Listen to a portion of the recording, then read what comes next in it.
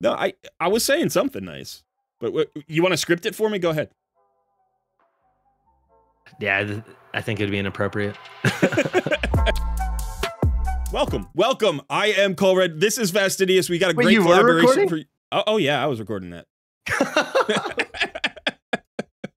All right, so yeah, we've got a great collaboration for you today. We're going to be talking about new accounts because I am running my challenge account. So it's about just 35 days old. You're running your brand new account, which is about 21 days old, something like that. I'm on day 10. Oh, you're on day 10. Okay. So we've got I'm a little baby. Yeah, we got a nice range of newbie accounts here. We're going to be talking newbie accounts, hopefully figuring out a plan, things that are working or not working in the first, say, month or so of a new account. And hopefully that'll help out a lot of the new players or maybe some of the players who are participating in the challenge. You ready to go? Totally. All right. So ready. All right. I am Colred. He is Fastidious. Let's get started.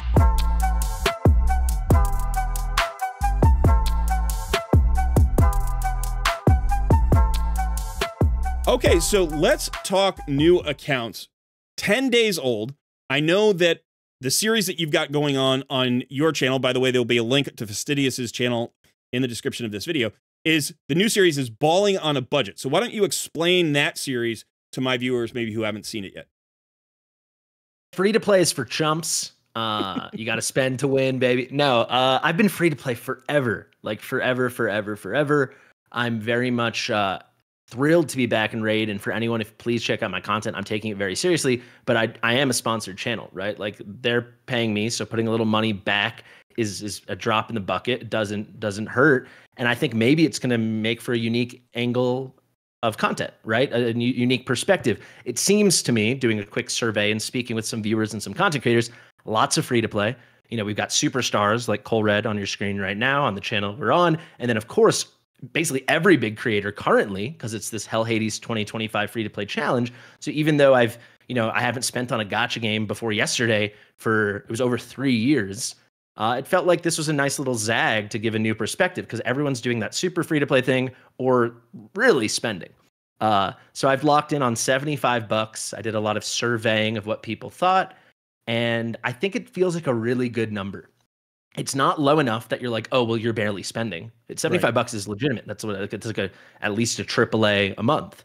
But if you play the game a few hours a day, every day, I feel like that is a fairly solid value. But it's not a huge number where it's like now the content's inaccessible. Or at least I hope that's the case. Or maybe I don't. It'd be pretty cool if $75 makes you a rock star, which it won't. But that'd be a cool discovery as well.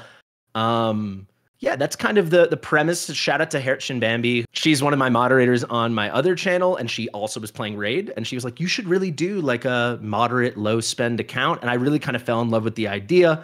Obviously, Polarium was quite in love with the idea too, because I pitched them a free-to-play series, which they were less jazzed about. Right. And I was like, yeah, this is fun for me. It's different. So I'm hard locked in. So my rule is $75 a month, always. If I'm ever less, I can never be less than 25. And if I'm ever more, I can never be more than 25. And if I am less or more, I have to immediately compensate and equalize the next month. So if I stray from 75, then the next 2 months, I have a plus or minus 25. And then it has to be 150 over those 2 months. I know it's a little complicated. I explained it in my video. So it's between 50 and 100 every month, and you're hoping to average 75. It should be 75 solid. If ever it is a little plus or minus, I have to make up the corresponding minus or plus the next month, and I have only 1 month to do it. So it could go 75, 1690. That's a great way to think about it, yeah. But I want to keep it even tighter than that because I feel like it still would be disingenuous if I was like, well, this month I'm going to spend $150, and next month I'll spend $0. Because that is a different approach. And I want to be like, if you want to play gacha, a budget's a great idea if you want to spend. Yeah. Spending is the question to begin with, but if you decide you want to spend, please have a budget unless you're big $ baby, in which case do whatever you want. You don't need me. Right. And I love the idea of this. First of all, because I do think that there is some space here in the content creator community for, a low to moderate spender as a content creator, especially from the beginning of the game who's on a budget, right? Because I think one of the things about gacha games is that they encourage like the loss of impulse control. They encourage rage spending, right? They encourage impulse spending. And so you're on a budget, which is great. You know exactly what that is. Your viewers know exactly what that is. and you're going to be able to measure that progress over the life of the account, which is really interesting because you're 10 days in, and all of these content creators are like 35 days in right now. So you're 25 days behind us. But my guess is by the end of the 90 days where we are, you'll have spent around $150 to $225 at that point. And you may very well have closed the gap with that, or maybe you won't. That's a great point. So does the HH challenge, it lasts 3 months? That's how it works? It's 90 days. That'd be really interesting. So yeah, you guys will hit 90 and I'll be at like the 65-day range. That would be really interesting to see. I would suspect I'll be behind the top people, but yeah, maybe I can try to get a sense of how much I've clawed my way back a little bit. I think it should be pretty interesting. I think it should be pretty fun. We just did a video on my channel where we kind of touched on it, but I kind of I am a free-to-play player. This is like an exception for this series. So I will not succumb to any impulse or temptation. I've resisted it for many, many years. I've been free to play, even though I've been free to play in general in games for over 3 years. In Raid, it's been like 4.5 years because I spent at the beginning of Raid, it spent $2,800. Did not feel good about myself. Took 4 months off from the game, came back in fall 2020 and never spent again, not another penny. And so I'm confident I will stay strong.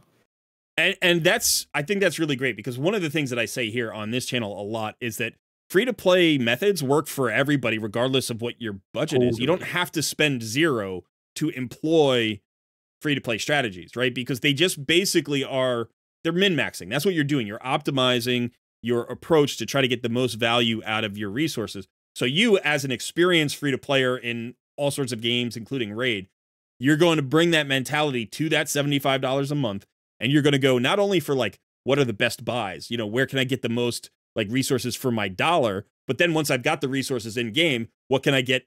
How much can I get in terms of return for those resources that I'm buying for dollars as well? So I'm excited I'm excited to see what I've always had this question in my mind. I actually debated doing something similar last year, and I just didn't want to spend the money, to be fair. I just didn't want to spend the money. Yeah. And I was like, but I've always wondered, how much would you have to spend to match a really good free-to-play player? Like how far could you push it beyond that? And I'm certain you will pass us because like we already said, you're a good free-to-player, Raid, you're an experienced player, experienced content creator. You will pass us. The question I have brilliant friends. Yes, exactly. Looking at one right now. The question is just when will you do it? But so let's talk about progress because we're going to use the my challenge account here, which I'll just show everybody. Can I ask you one question? So do some people continue these Hell Hades accounts? Yes. Yeah, many people do. Because that would be very fun because it'd be nice to have a foil or two to track along with. Because 90 days is cool, but like 100, like still the Drake's territory, that'd be really cool.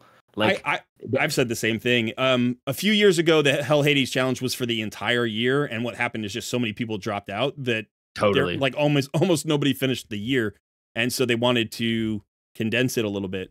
And I appreciate that, but I do think a better free-to-play challenge would be 6 months. I actually think this is better for the challenge. I'm running a challenge right now in Watch It Realms. It's only 45 days. Right. But I was just saying, if I would hope some people just continue so I can compare myself against them in kind of the way you have discussed. I just want to say one final thing before we kick it off. If you want proof of the free-to-play mentality, I've already spent $55. I'm going to spend the last 20 on the Forge Pass, which I should be unlocking tomorrow. I hope maybe the next day. I'm about to hit level 39. I need to hit level 40.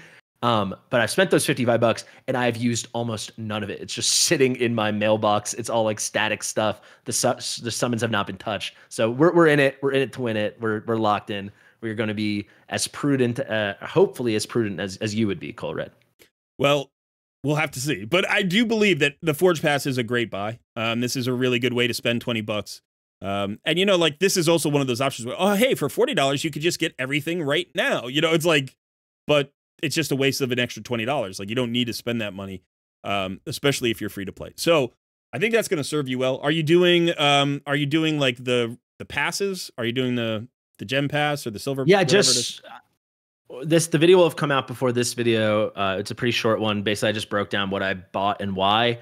Okay. I bought the apprentice pass, like the advanced version, which I truly think is an exceptional value. Some people agreed with me. Some people kind of pushed back. I think it's probably gone for you. Yeah. It disappeared for me once I finished it. But there's a bunch of goodies, some gear you can gamble on. I would never suggest buying gear, but it's like 4 epic skill tomes, an instant 6-star, an instant 5-star, and then tons of other random stuff, silver, this, that, and the other for $15. So for a spender, I thought that was great value. I bought the monthly pack because I want some shards for fusion security and also content. Smiley TK, we had a nice chat, and he was like, "You should, if you're gonna make a content creator, you should get the monthly pack." So it was like $30. I think it's 2 from the left. Start all the way on the left. No, it's like the second one. There we go. This one. I got this. Yeah. That was a nice little. My head's in the way, but nice little chunk of gems, solid stamina, and then some good shards. I'm not going to buy shards more than that, but I thought that was solid. And then obviously I got the daily gems. I think that was the number one no brainer. Yeah. So the daily gems, it's like it comes out to like less than 47 cents per 100 gems, which if you're going to be a spender, that is a value. Yeah, I think pretty much everybody that I've ever heard, suggest a buy is like, this is the first buy that everybody makes. I don't know about the rest. I don't really track them because to me, this page doesn't exist. Like, it just doesn't exist. Totally. Yeah. But okay, so that's good to know. So let's talk about approaches then here in terms of free to play.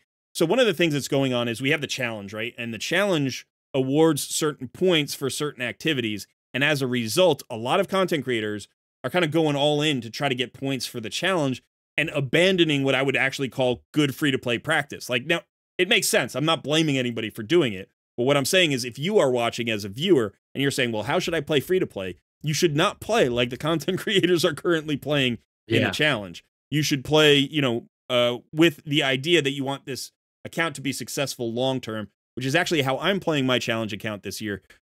Just to mix it up, I decided to do that, and it's a little bit less time intensive. So there are some things that you want to do relatively early on. Now, let me ask you, first of all, how many 6 stars do you have?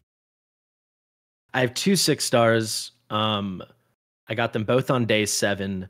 A lot of people think I was a little slow with it, but I actually think I was just being very energy efficient. I wasn't like really, I wasn't using any of my stamina potions I had to, because obviously my energy cap keeps going up.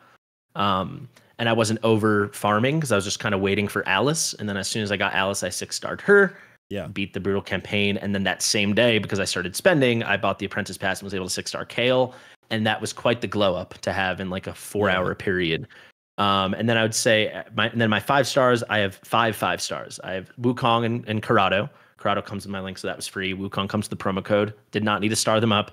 I was very lucky. I got Frozen Banshee from a mystery shard. Still the only rare champion I've pulled from a mystery shard. Very happy with Frozen Banshee. And then also with my link, I got Ugo, Tagore, and Rector. I have not built Rector yet, but Tagore and Ugo are nearly at level 50. They're both 5 stars at 48 and 46, respectively. Quick question about Rector. Did you get an extra Rector copy from the Apprentice Pass or whatever that was? I do have an extra Rector. I don't know if it was you who told me or someone else. I think maybe it was you. I have her as a Faction Guardian. So I was going to empower her, but then I was like, Faction Guardian is the wise choice until I have the rest filled. Then I take the extra copy. Then I empower her. I think. Exactly. So this is going to give you 10% HP to all of your epics in that faction.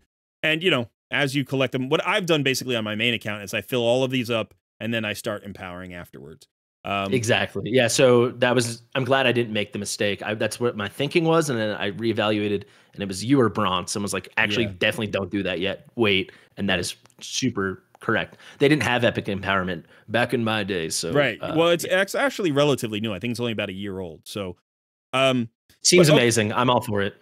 Yeah. So did you, okay. So when you got your first 6 stars, did you buy their masteries? Yeah, I actually, just before we started filming, I put out a gem guide, which isn't doing the greatest numbers in the world, but I think it's a good video. Go check it out. What I asked a lot of people. I went through it all, and I think I did what, at least for my situation, is the best. And I think for most people, I did masteries for Kale, masteries for Alice, unlock, max out the gen mine, and now I'm gonna just unlock each one in the sparring pit, not upgrade it, and then I'm done. Then my gems are exclusively for stamina. If I ever feel like I need content and want to do summons, or if I need summons for fusions, maybe I'll dip. But I really do envision gems are for stamina from here on out. That's how I approach it in Watcher of Realms to an extent. In Watcher of Realms, I get so many free content creator resources. It's outrageous, even though technically I am free to play over there. It's truly outrageous. But yeah, no, so basically I've got 2 sparring pit slots unlocked. So it's going to cost me another 900. When that's done, I as it stands right now, I think I'm good to go. My gems become stamina.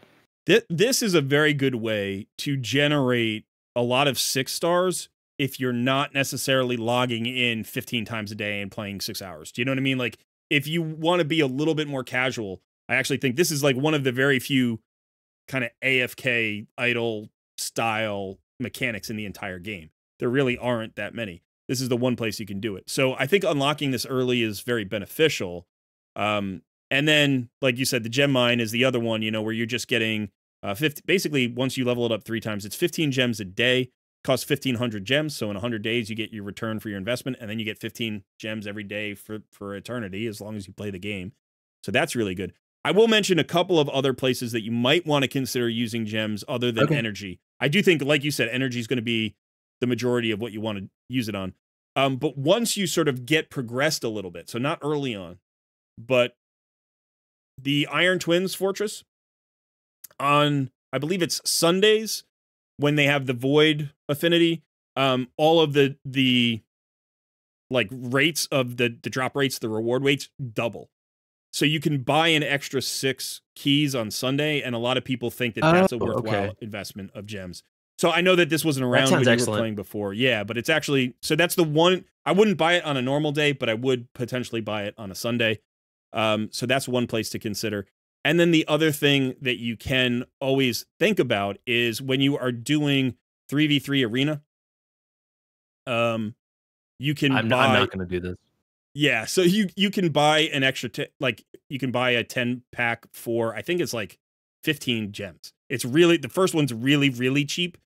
And so if you want to get a lot of gold bars, or you, you know, are trying to make a push to get promoted, you can always buy one of those for like 1 or 2 days. Okay, I'll cede ground. So I will do it if I get stuck on a mission and I have to do it. I'm assuming those missions come. Yeah. However, I am of the firm belief you can enjoy a game without engaging in terrible content. And I'll do the bare minimum for Tag Team Arena, but Tag Team Arena CVC, you can say it's not min-maxing. I sincerely think it's bad content, and I'm not going to engage with it any more than the absolute minimum. Yeah, that's totally fair. That's totally fair. But I just wanted to call out those 2 places for anybody who might want to try to find. The Iron Twins were there towards the end of my last playing. Yeah. And that I have a vague memory of that. That sounds like a brilliant use of the gems. So yeah, I very, very much anticipate once I'm deeper, I will do that. But I haven't even unlocked them yet. So down the road. Yeah. All right. So we both, you want to push that first 6-star. If you're spending, I think that Apprentice Pass gets you that second 6-star right away. That's really, really nice. If you're not spending, if you're doing the full free to play, I do think you want to get your second 6-star relatively soon. But that first one is so important because it helps you farm Brutal Campaign, which is where you want to farm XP for your other, chickens. You want to level up your champions there. Now, outside of that, what have you found has been like a really good return on investment in terms of where you spend your time and energy in the game? So I'll say the first 7 days, and it got extremely boring, as anyone that started a new account or is doing the HH challenge, I'm sure has experienced. But let me tell you, you experience it far more acutely when you've been away from the game for 3 years or whatever and have to do it. The campaign is mind-numbingly annoying and boring, but I did do it, and that's all I did. So that's kind of why I did it so casually, because like around day 7, I am going to get Alice and I am going to spend. So then I did line it up perfectly that I, naturally free to play, had my 5 chickens. And then right after that, I did make my purchases. So I got my second one. That's where I did everything. Now I am on day 10. So we're like a few hours into day 10 or whatever. It was weird because for me, it's day 9, but it's game day 10. Right. But anyway, because I started right before reset. But it's day 10, which I guess helped me get Alice faster. So kind of a W. Yeah. I've been the past 2 days farming. I beat Dragon 13, which felt like quite a nice milestone. Okay. Very much on the back of my 2 6-stars, but really it's just the Kale and Frozen Banshee show. I can't overstate how much that Frozen Banshee mystery shard pull has changed my trajectory. I think to me, it's like Dragon and Clan Boss, at least back in my day. That was like where you start, and it made she's just a rock star there. And I got her for free. So I've been doing a decent chunk of farming there because I realized like my gear is dog water. Like it was so bad. They do give you some freebies. There's the Alice Savage gear. Only one of my pieces is usable. Maybe I'll get one of those ores people have told me about, and I can reset the other pieces. But it's really, really was a deflating feeling. Like, wow, 6-star legendary artifact. Are you serious? And then it's like flat HP. And I'm like, what a time to be alive. Yeah. And then all the other freebies, they got the Lifesteal, that Savage, not Savage, Slayer set. Is that the new set? There Am I is a getting that Slayer right? set. Sure. Yeah. The Slayer set that I got from the 1 week code, all of that gear was unusable. And Yeah. it Mine could have too. been so bad, and I still would have used it, but it was all unusable. So just Right. not having any scripted kind of stuff, which is fine. I was like, I do need to farm. I'll tell you, on my progression before I had my 6 star, I was farming chapter 6 and chapter 8 of Brutal Campaign, just getting some speed boots from 6-6, getting a pair of gloves and a pair of boots for Kale. And then that's it. So now it's been all 12-3, and then I'm at Tage. So the only other things, literally the only other things, I haven't touched Minotaur, I haven't touched the keeps. I'll tell you, when the magic keep unlocks on Saturday, I have my little agenda I wrote out. That's top priority because my Alice has no ascension right now. So I really do want to get that. But aside from that, it's just I have event dungeon level 10, which is pretty nice. It's the only strong way for me to be getting accessories. Not that I'm over farming it. It's been very minimal. And then Dragon 13, which I've done a decent chunk. And that's kind of it. So I think my plan, and then you can interject, say what's right, or maybe say what you did, would be awesome. But I'm gonna hit Dragon 13. I'm not doing any extra farming, by the way, if that's clear. I'm not using any of my gems. I'm not using any of my reserves in my mailbox. Just putting some stuff in the Dragon. Then I figure in a day, maybe when I'm on stream, I'll evaluate the gear I've gotten. So I'm hoping there's a couple hidden gems, sell off some stuff, have a few million silver, and then maybe I can push. My big dream is to push to stage 13 in the event dungeon and max that out tomorrow. But I'm assuming that won't happen. That's kind of where I'm at, settling in. If I can say one more thing before I hand it back to you, I've reached Gold 1 Arena, which sucks. And I wish I never reached Gold 1 Arena. I don't know what it is with the mechanisms there, but it's like in silver, everyone was about as strong as me. And the second I got the Gold 1, you're in the same boat. It's like everyone jumped up 80K. And I set my one-man defense. I'm begging people to beat me. So I just want to go back to silver so I can improve my Great Hall. And I cannot do it. And it's driving me nuts. Yeah, it's pretty rough in Arena. I will say that if you're really, really active, you can just be here every 15 minutes, refresh, look for one-man defenses, look for, a couple of people who are overachieving, but don't have great defenses. You knock them out, and you can actually crawl. You can see I'm starting to approach, Gold 2 here. But Gold is really hard. And basically what it is, honestly, is that you have a lot of free login champions and players who've been playing a long time, but never really figured out Arena or didn't care about it. So you get this kind of team here, right? Which is Loki, free champion. Artak was a free champion. Here is He-Man, which somebody spent money to get He-Man. That was an exclusive champion. And then you have Alice, who was a free champion. So it's just 4 legendaries. They're not a great team, but they're so strong individually that if you don't have a team that can beat them, you can just get you could do really well against 3 of them, and then literally He-Man can just one-shot your whole team. So, it can be really tough to see that. And again, here, Deliana is a free login champion. Ninja was a free login champion. So you just see all of these free. Rhonda was a free login champion. It's UDK. That's what, UDK. That's what it is. That's what it is. Wukong. And so eventually you have to get a really nice team together that's speed tuned and properly geared, and you'll be able to push. But so you get to Gold 1. You get to Gold 1 relatively quickly, and then you just suffer for a while unless you're playing 12 hours a day. But so one thing that I do want to shout out that I think was maybe a miss on your part, not a huge miss, but for the first week after you complete the keeps, tutorial, all of the keeps are open. And then after that first week, they go on a rotation where it's Spear Keep is open 2 days a week, Magic is 2 days, Force is 2 days, and Void is only 1 day a week. So if you can push during that time, there are a couple of things that you can do. One is you can push pretty far on the Arbiter missions, because there are Arbiter missions that require you, like this one here, win, Force potions. Well, you have to do that while the Force Keep is open.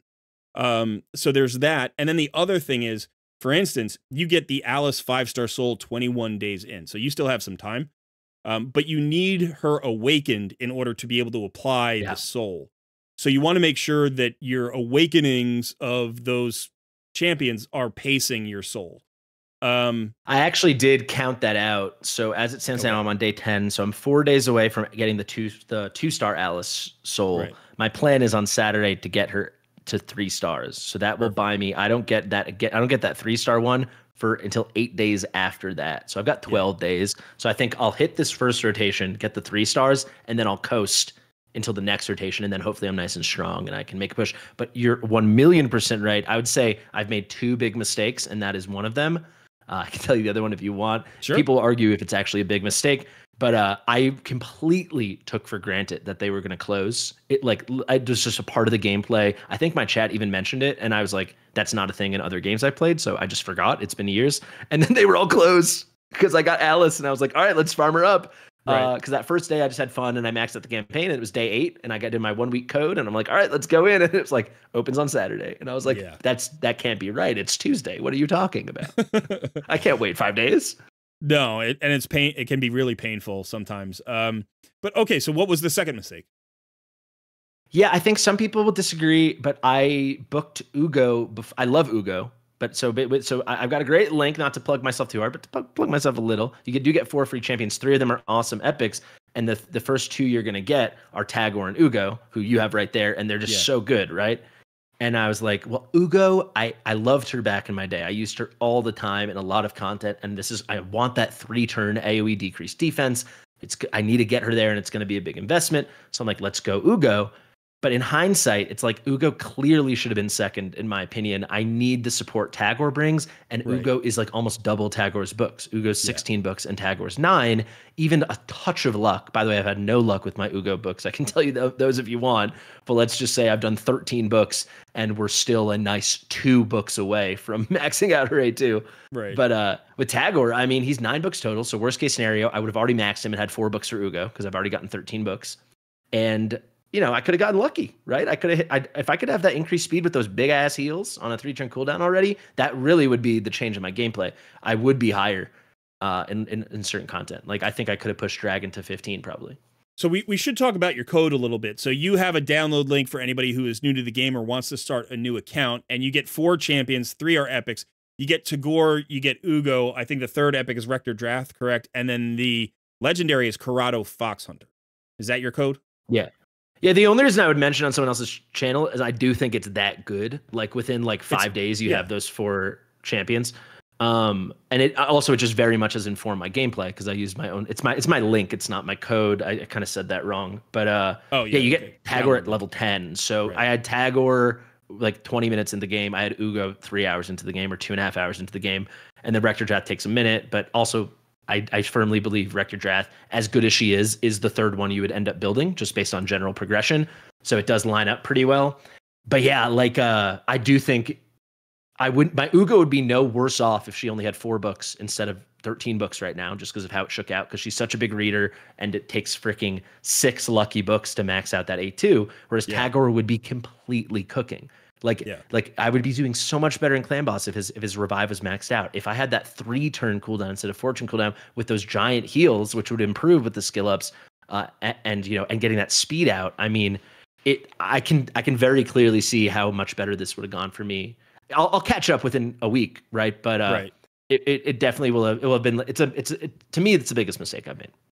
I do think that one of the things that's good, the reason why I wanted to talk about the link is because the content creators for the challenge for this account right here got a sort of a diminished version of your link in that we got Ugo and Tagore, right? So we got those 2, and those are the first 2 epics that you get. You start with Corrado, which is a big difference. Plus you can get your champion, your promo code. So who did you get with your champion code? I got the monkey. Come on. I knew you got the monkey. I just wanted to hear you say it. But so again, I got the monkey. Also, as well. you know. But so you're starting with Corrado, you're getting monkey right away, and then you're getting Alice on day 7. You've got those 3 legendaries. Plus you by that point have Tagore, Ugo, and Rector Drath. Those 6 plus your starter champion, right? So those 7 champions, you can play just those 7 champions for a very long time and make a ton of progress. And I will. Yeah, and I'm not I think pulling for a while. I think one of the things that we're discussing right now with all of these epics is like, okay, so I want to book Ugo. I want, because she's so good. I want to use her. I want to book Tagore. I want to book Rector Drath. I want to book Corrado and Alice. And it's like you can't do everything all at once. So one thing I would definitely recommend is, even though you may feel like, oh, I started to book Ugo. Oh, I made a mistake. Once you've got 6 or 8 books in her, stick with Ugo. Do you know what I mean? Like, don't half book. Oh, and I did, champions, yeah. And if you get lucky enough, it's a classic. Sorry. No, go ahead. I was just saying it's like the definition of a sunk cost fallacy because you'd be like, oh, I made a mistake, let's get out. But actually, you already made the mistake, so now reevaluate. If I look at it this way, my Ugo, her A1 is maxed, so it can't land there. I'm 2 books away and 1 book away on the A2 and the A3. So it's like, yeah, I can't out of spite move on. I've got to evaluate it for what it is. Yeah. So do I want to put 3 books to max Ugo or 9 books to max Tagore? That's the point I reached. But I'll tell you, if I could go rewind 10 days, like for sure, that's the big change. That and you're so right about the keeps. What an L. Yeah. So I definitely did this with Tagore, and I was lucky enough to miss his A2 twice. So this was actually a little bit cheaper for me. So this was looks like 8 amazing. books or 7 books, and then I started doing Ugo, and then I pulled Geomancer. So I did actually swap. So I had like 3 books into Ugo, and then I was like, How you know what? Not? I'm going to go with Geo. And I got really lucky here in that I landed almost every book into his A3. God. Yeah, so this was super sweet. Now, his A2 is very good, and you do want to eventually book it, but this is the ability that you need. This is the HP burn in the weekend, and you need those 2 cooldowns to get it to 100% uptime. So I got really lucky with my books overall.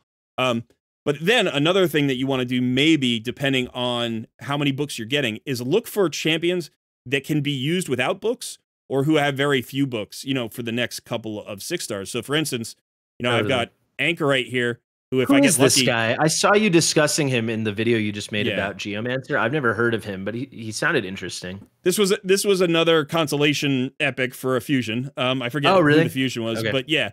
But so he has a buff extension, which is really nice. And he's also got this full heal with increased crit rate and crit damage. And then he's got an AoE A1 with a little heal. But if you get lucky, you can avoid all 4 of these books and literally book this guy to almost max power with only 3 epic books. And worst case scenario, it's 7. So, when you're on the back of a reader, like you've just satiated her need for books, like you want to go and find somebody that can either run with 0 books or with just 2 or 3 books if you get lucky. And I'll give you an example. I'm sorry, go ahead. I was just gonna say, while we're on Ugo, like there's a lot since I've been back to the game, because I think some people are like, oh, he's like a sponsored creator. It's like, no, I covered Raid for free for a year and I played it constantly for 3.5 years. Right? It was like it's a game I loved, and a lot of people also think because I left, I like quit or I have this animosity, which I've seen it in comments like, I can't believe you went back after what you said. I never said anything. I never had an issue with the game. I said, maybe I said they were a little greedy, but I never had one. I just left the game the way sometimes you stop playing a game. I also don't play MLB The Show right now, right? Well, that's nothing travesty. You should be playing that. It's such a good game, yeah, but it's just hard to get on console with all this stuff we got to do on PC. But basically, one thing when I come back, I'm like, wow, I love this. Like I forgot, like I was like setting my skill selection for my Dragon 13, trying to perfect it, getting my speeds right. I was like, I really do love this and I miss this. Yeah. But I'll tell you what I don't love and miss, Colred. Ugo's A1 it should not be allowed that stuff like this can exist in the game. She does no damage. It's only damage. Yeah. They don't improve her leech. They don't do anything. This only exists to steal your books and waste your resources. Yes. That is it. Like, if we compare it to Deacon Armstrong, I mean, we don't have to pull it up, but like his chance to place the leech increases. So like there's a value to it. There's literally no value. Or even compare it to Tagore. Low key, Tagore's out here slapping booty. Like he's hitting hard. So like, yeah, it sucks that it lands in the A1. You don't want it to, but there's an argument. But Ugo, it clearly only exists to set those books on fire like it's 1940s Germany. And that's a travesty. And I hate it. Yeah, it's absolutely true. And I've talked to other content creators about this, but I just had a collab with another content creator, Austin, who was saying that, what he would love to see is consolidation of these. Like if you had this where it was a situation for, let's say, Ugo, where on her A1, this was 20% damage on 1 book. Do you know what I mean? Like that wouldn't be awful. And you're like, okay. And then maybe the book after that gives you 10% extra leech chance or something. And it's like but it only exists to waste your books, though, because that would be defeating the purpose of its existence. Like it's a great suggestion from Austin. Right. All I'm saying is that, strategic. Like, from a player standpoint, how would you improve? Like, does Ugo need 16 books? She shouldn't. Like these should be 2 10% heals. Take away 2 books there. And then this should be like 15% damage, and then this should be, and it's like you could take away 4 or 5 books. Even if it was it would suck, but even if level 5 on the A1 was plus 5% chance to land the leech. Even if that's all it was, you'd be like, you're nasty, Polarium. I see you, but okay. Yeah, right? absolutely. At least it's leading to something. But 20% more from Ugo's wet noodle basic Yeah. this only exists to light the pages of those books on fire. Yeah, absolutely. Absolutely. And I will say this. They've gotten a little bit better about this over time. So it's rare to see a new epic come out that needs 16 books. They're usually around like 12 or 13, which still isn't awesome, but it's better. So they don't quite do this as much as they did in the early game when they were clearly like creating the inconvenience and then selling you the solution, which is always an awful way to play a game. Yeah. But okay, so we've got a couple of tips here. Obviously, we're talking about the first few weeks or months of an account and leaning into that resource gathering, getting the things that you need, making sure you have your 6-star, all that stuff. Is there anything else that you're planning on, because you're 10 days in, that you think like is your next target for progressing your account into like, oh, you know what? Sorry, before we do that, I wanted to talk about this. I wanted to mention this because I know we have some new players here. You were talking about Dragon 13. Now, if you look at Dragon 11 takes 24 energy, and then at 12, the energy goes up. Generally, you like farming at a place where, the energy has not gone up yet. Like the maximum stage for that energy is the best drop rate and the most efficient. So for instance, if you're farming stage 10, it takes the same amount of energy, but worse drops. But there's an exception here, and it is stage 13. Because at stage 13, if you look at the rewards, this is the first place where you can get 6-star gear.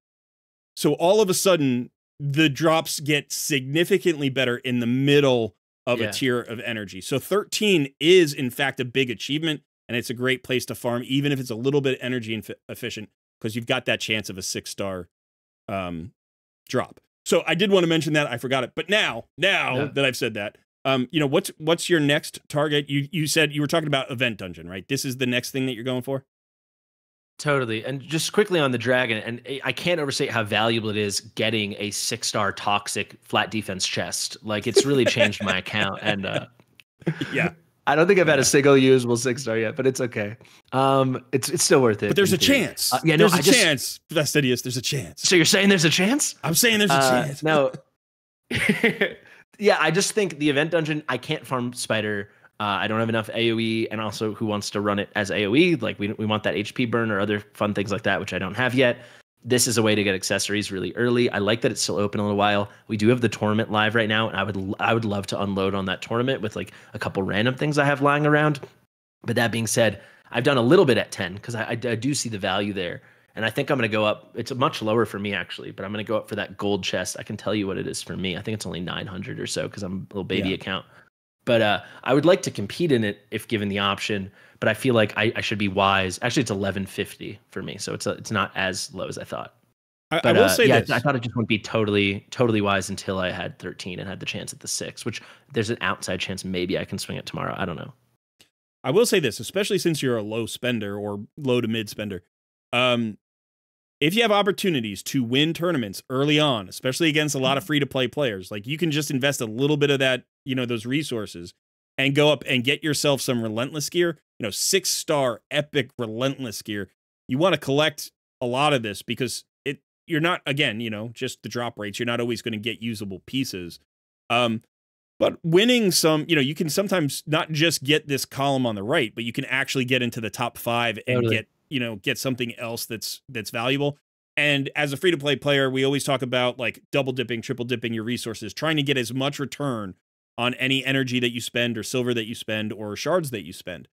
So here in the event dungeon, you're not just getting the drops from the event dungeon, you're also getting the reward track on the side. You're also potentially, going up the tournament track to get the rewards here. And then finally, if you were doing the fusion, I know you're not, but this isn't part of the fusion, but if this were part of the fusion, you would get that. And then also you're getting these regal masks for the relics. So you're getting a lot of different opportunities here to improve your account in one energy spend, right? Like it's 1 times energy for that. You just go in and you do it. So it doesn't always have to be about the drops, because if the drops suck, you sell it for silver, you get silver. That's a good point. But yeah, I think that regardless of how much money you're spending, you always want to like double dip, triple dip, quadruple dip if you can, and get as much bang for your in-game resources as possible. No, I mean, it's only going to get harder in the tournaments. I did actually win a tournament. I won a classic arena tournament, not to brag. So I got some 5-star epic relentless gear, and one piece was okay. So, I mean, we're making crazy progress. So you only have to win like 5 more, and then you'll have a set. Yeah, and they have to be all the right pieces. Yeah. Right. So maybe let's call it like 30, 35 more probably. No, I think I'm hoping maybe that I'm being a little bit light spending over here. Maybe I'll win more tournaments than I'm used to. That'd be cool. Yeah. But I think I will push to some extent the Queen tournament, but I don't want to do it yet because I'm thinking maybe once I finish up my Dragon today, tomorrow when I'm streaming, maybe I can put something together. But I think that is really good advice, and I think people should try to be a little bit more competitive early on when they see their windows. It's kind of hard to know. Actually, can I ask you, is there a nice little like back of the envelope calculation for how much like an energy to point conversion? I mean, obviously there's variability to what drops, but there is. In fact, there's a chart, and I'll send you the link. So I can actually include that in the description of this video as well for people who haven't seen it before.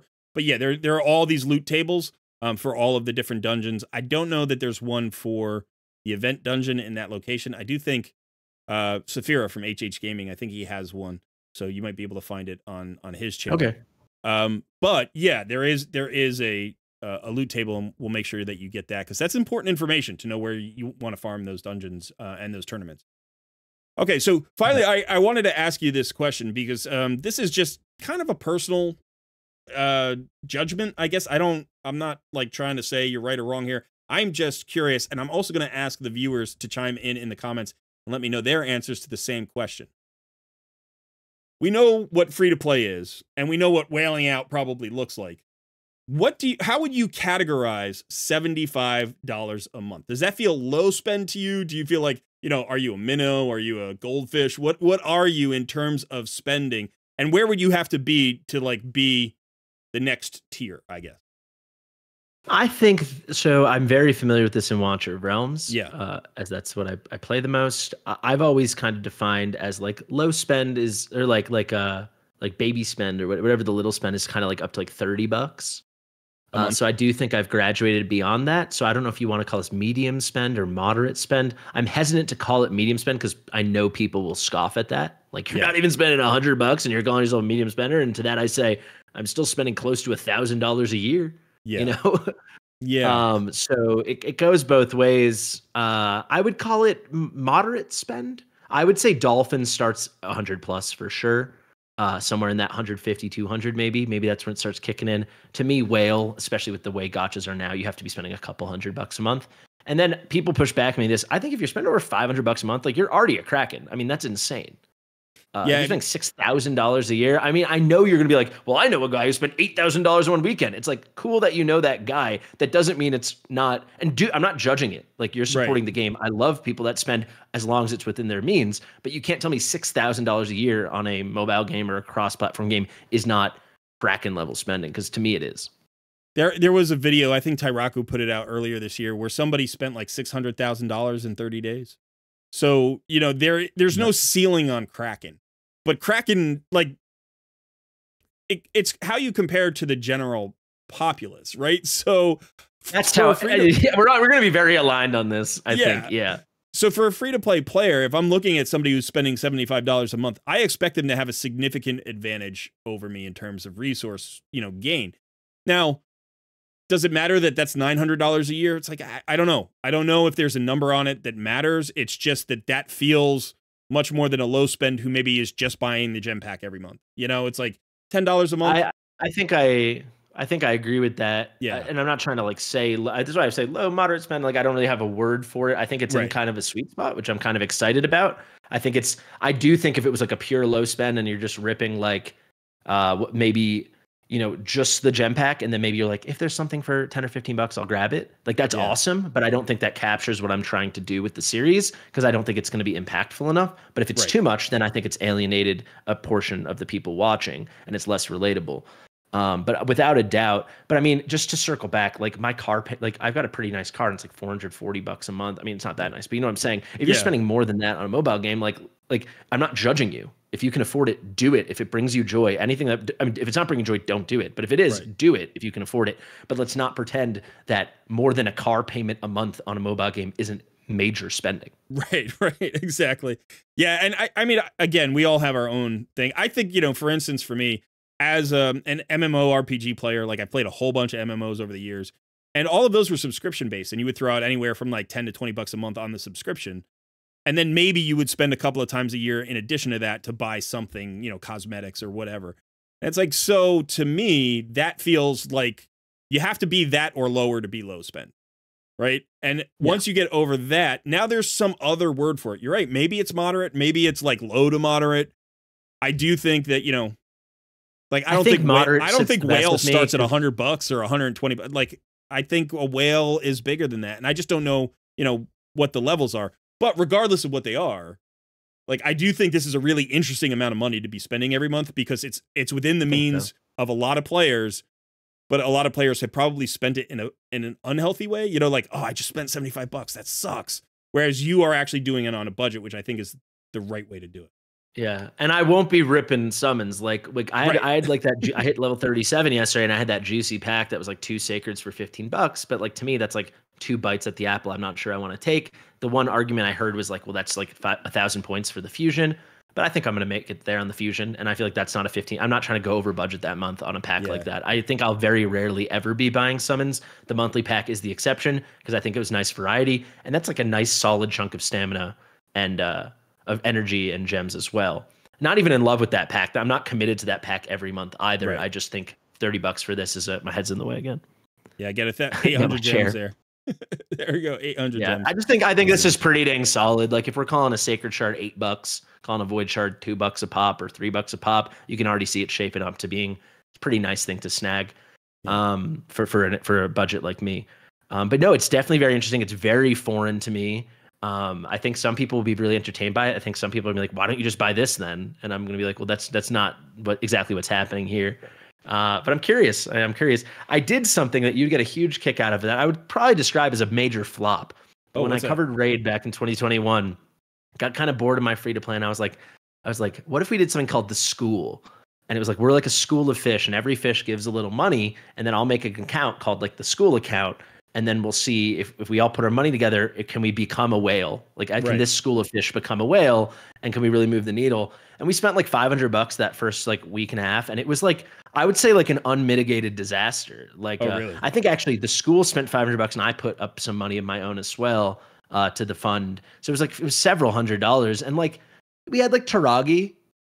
Like, I don't know. We pulled some legendary that I don't even remember. Like, we had a bunch of energy, but I was like, for $500, like, it was like, I knew it wouldn't feel worth it. And oh my God, did it not feel worth it. So what I'm hoping to discover, if you love this game and like you're playing it for free and then you want to support it. And if you think $75, I mean, what's $75? That's dinner with my girlfriend, right? At a decent place, right? So it's like, I'll still take her out, but like, thank you, Plarium, for sponsoring my channel, you know, but I mean, it feels very tangible, you know, it doesn't feel abstract. $75 is a game, right? It's a dinner with your wife or your girlfriend or your boyfriend or your partner, whatever. It just feels very real life. It's 2 tanks of gas, depending on where you live, right? It's something kind of fine. I want to see what that feels like, how much that moves the needle. And then maybe some people are, you know, it's interesting that maybe and what I'm kind of hoping is some people that have it within their means are like, oh, maybe I should spend that. But also maybe some people that are spending more, maybe that is enough. Maybe 75 is enough, or maybe 50 is enough for me. Because I think a lot of people, I'm very strong on the opinion that you kind of should only spend a little bit or like a reasonable amount, or spend a ton because you're rich. Right. You know, but I think you're not getting that much out of $200 a month, to be honest. Because like at that point you've gone into shards and you're not getting much from shards unless you're doing some fancy, crazy stuff, you know? There is a point of diminishing returns on average to get a mythical, right? Yeah. There's definitely a point of diminishing returns, and we'll have to see where that is, if your 75 is, you know, not yet there, or if it's already past that mark. But I am fascinated to watch this series. If you're interested in the series, definitely check out Fastidious's channel. Throw him a subscription if you're interested, and also just like, you know, I keep track. I'm really interested to see when you pass this account. Because I'm playing this account pretty well. I'm not, you know, crushing the challenge. But at some point, you're going to pass this account. And I wonder if it's going to be in just like 2 more weeks, you know, or like 3 more weeks, or if I'm going to be able to hold on because I would be, it will okay, impact we can us. take a little prediction. I also do want to apologize. I was like, you asked the questions, we're going to rock and roll. I didn't anticipate it being so much about me. So apologies to anyone that wanted more Cole Red. And maybe at another time you can tell me more about this account because it does seem very impressive. But basically, we could take predictions. I would be floored if I caught up to you in 2 weeks. Floored. Yeah. Like, especially because like a lot of that money has gone towards summons that I'm not going to be using till next month anyway. So it's like, I would guess it won't even be possible just because I won't be using the stuff I invested the money until next month. But if you wanted to check in, maybe like, you know, midpoint of the next fusion, then like, yeah, maybe some things happened. But I think I'm nearly operating as a free to play until that point. You know, I got a little perks. You get those little rewards when you spend. So I got a couple extra chickens. The Apprentice Pass did give me an instant 6-star and an instant 5-star with some other silver and stuff. But the other really juicy things are like, I've got a lot of stamina sitting there and I've got my shards sitting there. Maybe the Forge Pass is going to move the needle when I unlock that. By the way, really quickly, can I max that in 2 weeks? Because that's kind of what I'm going to have to do with all the weekly stuff, grinding that out. So it's normally a 4-week thing, but if you buy the pass, I think you get the access to the weekly challenges. Exactly, yeah. So this looks like 60, and so if there's 4 of those, that's 240, and then I think you need the daily challenges are 20, right? So each one is 10, and there's 50 of them, so you need 500 points. So you can get 20 a day, so 14 days will give you 280, and then if you can do all of the weekly challenge, 250, that'll just be enough. It's gonna be a sweat though. It's gonna be a sweat. You won't be able to miss. And you know, and it's easy to miss if you're not paying attention to it. You get to your server reset and you check all your dailies and your advanced quests and you forget about the Forge Pass. So you got to make sure that you're doing all of them. But it's definitely worth it because this mythical like bolster set could be phenomenal for you. You get all of those extra forge materials that are going to be useful and all of this, the silver, the little coupons. There's so much good stuff here. I think it's this was highly recommended to me, and when I went through it, I was like, even with the chances and the gambles you're taking, there's enough quantity. It feels like a true value. It is a good value. But yeah, I would say, I'm 25 days ahead of you. I think I'll be able to stay ahead of you for like by the time you're at 25 days and I'm at 50 days, I think I'll still be ahead of you. But I actually believe that in month 3, you'll start to really make ground, and I would be surprised if you don't pass me before I hit the end of the challenge. So when you're at 65 days, let's do a little. 90, yeah. So we had Esme started on the 10th. Is that right? So likely we're gonna get at the. Is that true? Is that when Esme began? So it'll be the 10th again because it's February is exactly 4 weeks. So it'll probably be like that second week of March. So maybe a good check-in point might be the end of March because then I'll probably have unloaded a lot of stuff and I'll have a second month of spending done. That could be pretty cool. Yeah. I think I'm a little less bullish on it than you. I would say when you're at day 90 and I'm at day 65, that could be a pretty clean point where we might be seeing each other, in the lanes. Yeah, it might be. Yeah. All right. Well, this has been a fun time having you here back on the channel. And like I said, I'm really interested in seeing where this goes with this balling on a budget. So go check it out, throw them a sub and some views. And we're going to be talking again. You're going to be back here. I did a video over on Fastidious's channel, so I'll include a link to that. Go watch that as well. And thanks so much. You got any final words for the people today? No, it was great being here. I could get used to this. And I got to say, it feels really good that you're excited about it because I didn't know if this was a good idea or not 100%. So it's starting to feel like a better idea. So that's great. Thank you. All right. That is it for us today. Thanks so much for hanging out. And thanks to my guest, Fastidious. I just said your name like 7 times. He is Fastidious. I am Cole Red. We will see you in another video soon.